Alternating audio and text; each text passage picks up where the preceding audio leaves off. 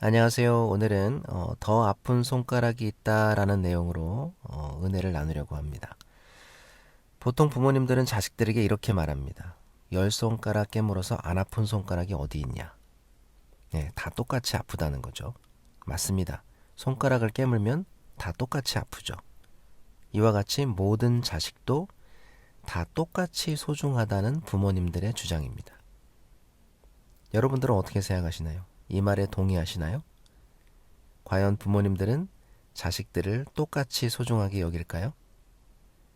물론 부모가 자식을 모두 소중하게 사랑하는 것은 절대적으로 맞습니다. 그러나 그 소중한 자식들 중에서도 분명 더 소중한 자식은 있기 마련입니다. 왜냐하면 모든 자녀가 부모에게 다 똑같이 행동하는 것은 아니기 때문입니다. 어떤 자녀는 더 부모의 마음을 잘 헤아리고 또 어떤 자녀는 더 부모의 속을 썩이죠. 그렇기 때문에 부모가 더 사랑하는 자녀는 있기 마련입니다. 나에게 더 잘하는 사람이 더 중요하게 생각되는 것은 인지상정이기 때문입니다. 사실 생각해보면 열 손가락 깨물어서 안 아픈 손가락은 없지만 만일 손가락 하나를 잘라야 한다면 대부분의 사람들은 새끼손가락을 내어줄 겁니다. 인간은 본능적으로 더 쓸모있는 손가락을 더 귀중히 여기기 때문이죠. 그러므로 아무리 자식이라도 더 사랑하는 자녀는 있기 마련입니다. 여기 야곱도 그런 사람이었습니다. 우리는 이스라엘 지파가 12지파라고 알고 있습니다. 야곱의 아들 12명이 12지파가 되었기 때문인데요. 그러나 사실 이스라엘은 13지파였습니다. 왜냐하면 요셉의 두 아들 에브라임과 므낫세가 지파가 되었기 때문이죠. 창세기 48장 5절 이하에 보면은 야곱이 죽기 전에 요셉의 두 아들을 축복하는데 그때 요셉의 두 아들을 야곱의 것이라고 말하면서 그러니까 이 두 아들은 내 것이다 이렇게 말한 것이죠. 그러면서 이들이 지파가 될 것을 암시합니다. 다시 말해 요셉 지파가 둘로 나뉘어서 에브라임 지파와 므낫세 지파가 된 겁니다. 그래서 모두 13지파인 거죠. 그런데 여기에서 야곱의 아들 중 레위 지파가 지파에서 빠집니다. 민수기 1장 47절에 보면 그러나 레위인은 그들의 조상의 지파대로 그 계수에 들지 아니하였으니 라고 말합니다. 성막에서 일하던 레위 지파는 하나님의 것으로 분류되었기 때문에 12지파에 속하지도 않았고 가나안에 입성해서도 땅을 분배받지 않았습니다. 그래서 최종적으로 12지파가 된 것이죠. 이 이야기를 통해서 우리는 한 가지 재미있는 것을 발견하게 됩니다. 바로 야곱의 심리인데요. 야곱은 왜 굳이 요셉의 두 아들, 즉 손자들을 자기 아들들의 반열에 올려서 지파로 삼았을까요? 성경에 그 이유가 기록된 것은 아니지만 우리는 쉽게 예상할 수 있습니다. 야곱이 요셉을 가장 사랑했기 때문입니다. 야곱은 요셉이 어릴 때부터 요셉을 유독 사랑했습니다. 왜냐하면 요셉은 자신이 진짜로 사랑했던 라헬이 낳은 아들이었기 때문입니다. 라헬은 요셉과 베냐민 두 아들을 낳고 죽었죠. 그래서 야곱은 사실상 요셉을 자신의 진짜 장자로 생각하고 있었던 것입니다. 그래서 다 아시는 것처럼 어떤 아들에게도 입히지 않았던 채색옷을 만들어 입혔죠.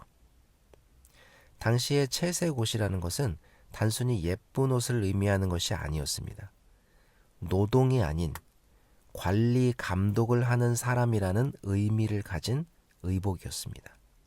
다시 말해 야곱은 집안의 가업을 이을 후계자로 요셉을 지목하고 있었다는 말입니다. 그래서 성경에는 나와 있지 않지만 요셉은 수학이나 행정 등의 교육을 받았을 가능성이 많습니다. 실제로 요셉이 보디발의 집에서 가정 총무 일을 맡았을 때나 감옥의 행정을 맡아 일할 때에 완벽하게 일처리를 했다고 성경은 기록하고 있습니다. 또 흉년이라는 경제 위기 상황을 넘길 수 있는 방법도 수치, 즉 분수라고 하는 수학적 수치로 바로에게 설명을 했습니다. 그래서 바로는 요셉의 그 지혜를 보고 애굽의 총리로 삼은 것이죠.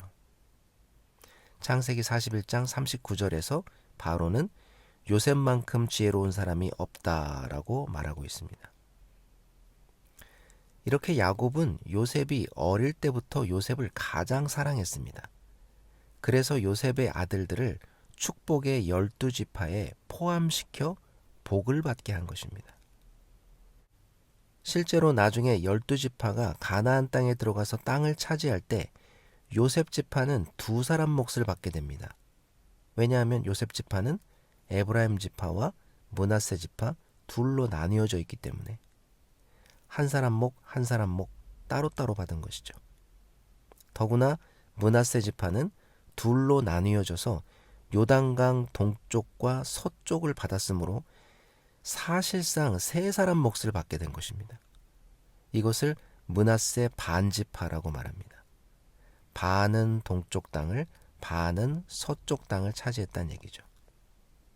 어쨌든 결론입니다. 부모를 공경하고 효도하세요. 자식은 다 소중하지만 부모를 공경하는 자녀는 더 사랑받기 마련입니다. 그리고 그런 자녀는 하나님께도 더 많은 복을 받습니다. 에베소서 6장 2절에 보면은 네 아버지와 어머니를 공경하라. 이것은 약속이 있는 첫 계명이니 이로써 네가 잘되고 땅에서 장수하리라 라고 말합니다. 지난번에 말씀드린 것처럼 우리가 믿는 것은 하나님의 약속입니다.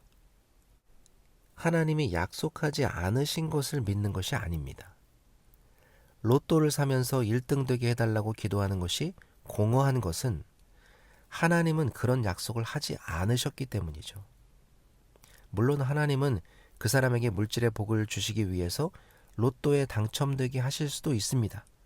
그런 개연성이 없다는 것은 아니지만 궁극적으로 우리 신앙은 하나님의 약속에 기반한 것입니다. 그렇기 때문에 약속이 있는 첫 계명이라는 것은 매우 중요한 의미를 가집니다. 약속되어 있다는 것은 보증되어 있다는 말입니다. 네가 잘되고 땅에서 장수하도록 해주겠다는 보증을 우리에게 주신 것입니다. 그러므로 여러분, 10손가락 깨물어서 안 아픈 손가락 없다는 말만 믿고 부모를 소홀히 대하지 마세요.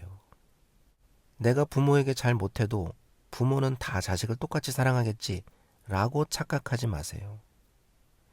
겉으로는 다 똑같이 사랑하는 것 같지만 마음으로는 더 인정하는 자녀가 있기 마련이고 그 마음이 증거가 되어 하나님께도 더 많은 복을 받게 됩니다. 부모에게 인정받고 가장 사랑받는 자녀가 되도록 노력하세요. 그것이 바로 가장 확실하게 복을 받는 비결입니다. 네, 오늘은 여기까지 하겠습니다. 한 주간 잘 지내시고 주일날 뵙겠습니다.